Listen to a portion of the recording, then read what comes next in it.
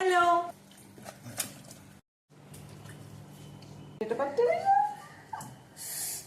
എന്താ ഇത് കേടാന്ന് തോന്നുന്നു.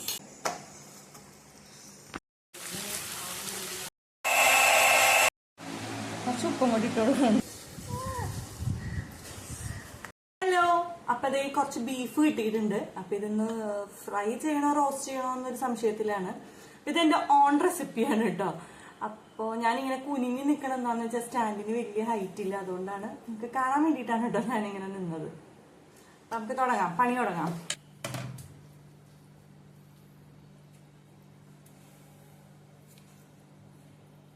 കത്രിയുടെ മുഷയൊക്കെ പോയിരുന്നു.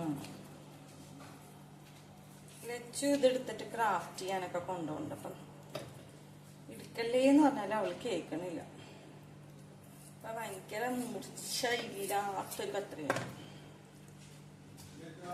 കുറച്ച് ബീഫ് ഉള്ളൂ കേട്ടോ. എന്താന്ന് വെച്ചാ നെയ്യും നല്ല മീറ്റും കൂടെ മിക്സ് ചെയ്തിട്ട് മേടിച്ചോണ്ട് വന്നിരിക്കണം. നെയ്യും കൂടെ കുറച്ചുണ്ടെങ്കിലാണല്ലോ രുചി വരുള്ളൂ. ചിലർക്ക് അത് ഇഷ്ടമല്ല കേട്ടോ. വീട്ടിൽ പോയി കഴിഞ്ഞാൽ അച്ഛൻ നെയ്യില്ലാത്ത പീസ് മേടിച്ചു തരുള്ളൂ. മനസ്സിലായ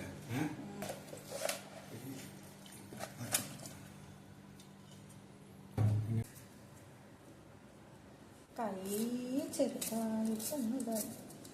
അപ്പൊ ഞാനിതെല്ലാം അരിഞ്ഞെടുത്തിട്ട് വരാം. അതിന്റെ കൂടെ നമ്മൾക്ക് ഒരു പച്ചമുളകും കൂടെ ചേർക്കാം. വലിയ എരിവ് ഇഷ്ടമല്ലാത്തതുകൊണ്ടാണ് കേട്ടോ. ഇഞ്ചി ഒരു ചെറിയ കഷ്ണം എടുക്കാം. ഇപ്പൊ സമയം 12 മണിയൊക്കെ കഴിഞ്ഞിട്ടുണ്ട്. ഇനിയാണ് നമ്മൾ ഇനിയാണ് നമ്മൾ ബീഫൊക്കെ ഉണ്ടാക്കാൻ വേണ്ടി പോണത്. ഇന്ന് ചോറിന് കറിയായിട്ട് ബീഫ് മാത്രമേ ഉള്ളൂ കേട്ടോ. വേറെ ഒന്നും ഞാൻ ഉണ്ടാക്കുന്നില്ല, കാരണം ഉണ്ടാക്കിയാൽ തന്നെ ആർക്കും വേണ്ട. പിന്നെ അമ്മ പീച്ചിങ്ങയും ഒക്കെ ഉണ്ടാക്കി വെച്ചിട്ട് പോയിട്ടുണ്ട്. അപ്പൊ നമുക്കിന്ന് ബീഫ് ഫ്രൈ അല്ല, ബീഫ് റോസ്റ്റ് ഉണ്ടാക്കാന്നാണ് ഞാൻ വിചാരിക്കുന്നത്. ഇത്രയും ഉപ്പ് മതി എന്ന് തോന്നുന്നു കേട്ടോ. ഉപ്പാട്ടോ പൊടികളായിട്ട് മഞ്ഞപ്പൊടി, മുളക് പൊടി കാശ്മീരിയാണ് നമ്മുടെ ആവശ്യത്തിനിടാം, ഇവിടെയൊക്കെ പോയി. പിന്നെ നമ്മൾ ഇട്ട് കൊടുക്കുന്നത് മല്ലിപ്പൊടി, പക്ഷെ ഞാൻ ഓർക്കുന്നില്ല.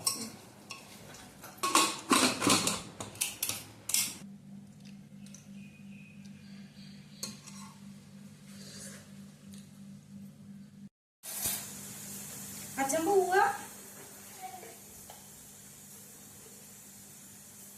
ലച്ചുവിന് കുറച്ചൊരു റൈസ്, ഒരു എന്താ പറയാ തട്ടിക്കൂട്ട് റൈസ് ഞാൻ കുറച്ച് നെയ്യ് ഒഴിച്ചിട്ടുണ്ട്.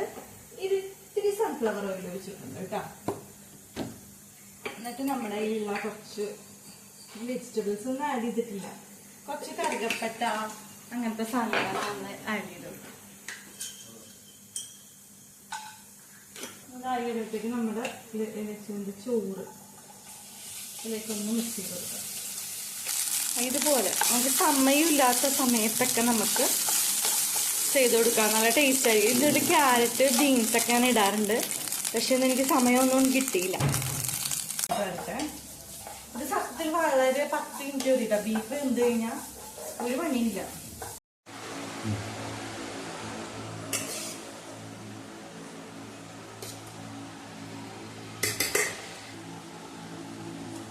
ലച്ചുവിന് ഞാൻ പറഞ്ഞില്ലേ സ്പെഷ്യൽ റൈസ് ഇതാണ് കേട്ടോ.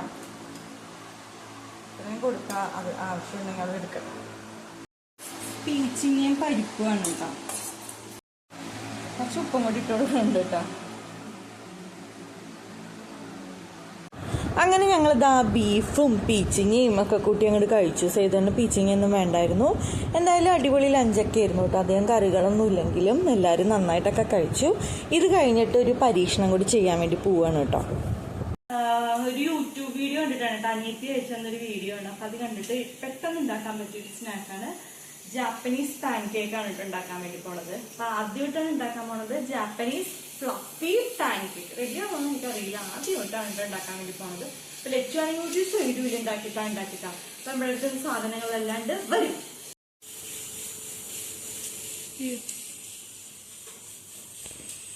നമുക്ക് അയ്യോ എന്താ ഇത് കേടാന്ന് തോന്നണം. കള വേറെ മുട്ടയില്ല.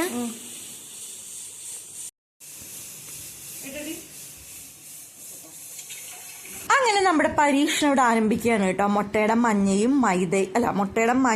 പാലും ഇട്ട് നന്നായിട്ടൊന്ന് മിക്സ് ചെയ്ത് വെച്ചിട്ടുണ്ട്. പിന്നെ കുറച്ച് മൈദപ്പൊടിയും കൂടെ അതിലേക്ക് ആഡ് ചെയ്യണമെന്നാണ് ആ വീഡിയോയിൽ കണ്ടത്. എന്താവും എന്തോ നന്നായിട്ടൊന്ന് കട്ടാതെ മിക്സ് ചെയ്യണം. നമ്മുടെ കയ്യിൽ ഇങ്ങനെ ശരിക്കും പറഞ്ഞാൽ എഗ് വൈറ്റ് നമ്മൾ കളഞ്ഞിട്ടില്ല കേട്ടോ. അത് നന്നായിട്ട് ഇങ്ങനെ ബ്ലെൻഡ് ചെയ്യണം. ഈ ബ്ലെൻഡർ പോരായിരുന്നു, അതുകൊണ്ട് കുറച്ചൊന്നും പാളിപ്പോയി കേട്ടോ. എന്നിട്ട് പാൻ വെച്ചു. നമ്മൾ എന്ത് ചെയ്യും, കുറച്ച് എണ്ണയിൽ തൂവി കൊടുത്തിട്ട് ഓരോ കയ്യിലിങ്ങനെ നമ്മൾ ഒഴിച്ചു കൊടുക്കുകയാണ്. പിന്നെ കുറച്ച് വെള്ളം 2 ഡ്രോപ്പ് നമ്മളിങ്ങനെ സൈഡിലേക്ക് ഇട്ട് കൊടുക്കണം കേട്ടോ. അങ്ങനെയാണ് ആ വീഡിയോയിൽ കണ്ടത്. എന്നിട്ട് അടച്ചു വെച്ച് കഴിയുമ്പോൾ നമ്മുടെ പാൻ കേക്ക് റെഡിയാവുമെന്നാണ് പറയണത്.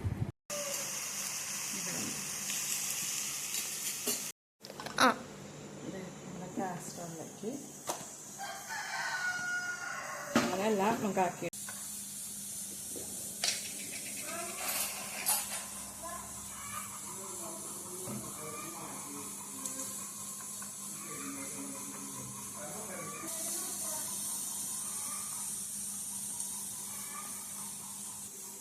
വൈകുന്നേരം തന്നെ എടുത്ത് കഴിച്ചോളൂലേ?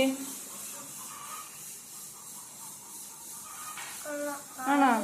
ഫ്ലഫി അല്ലെന്നുള്ളൂ അല്ലേ? കൊള്ളാല്ലേ? കഴിച്ചോ? സോറി ഇനി ഇത് കഴിഞ്ഞാ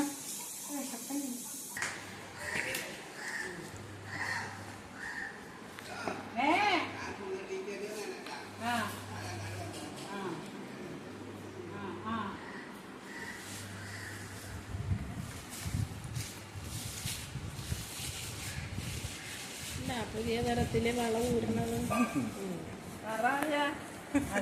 രാഗി പറഞ്ഞോളൂ അല്ലേടാ.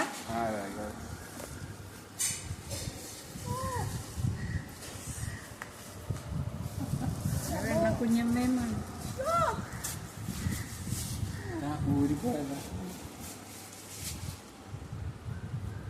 എത്ര പെട്ടെന്ന് തോന്നുന്നുണ്ടാ. എല്ലാം താഴ്ത്തു അടിയിലോട്ട് പോയാ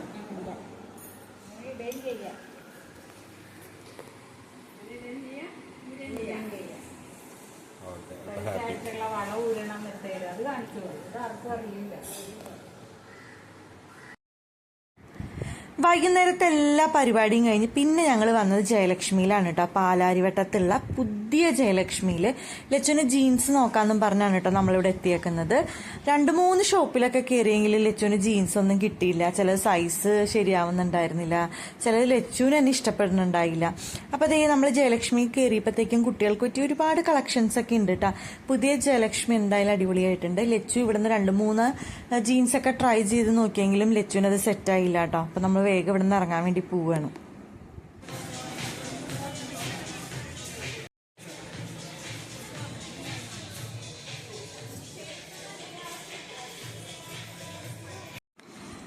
ജയലക്ഷ്മിന്ന് ഇറങ്ങിയിട്ട് ഞങ്ങൾ നേരെ പോയത് ഊട്ടുപുരയിലേക്കാണ് കേട്ടോ. കാരണം വിശന്നിട്ട് കുടല് എരിയുന്നുണ്ടായിരുന്നു.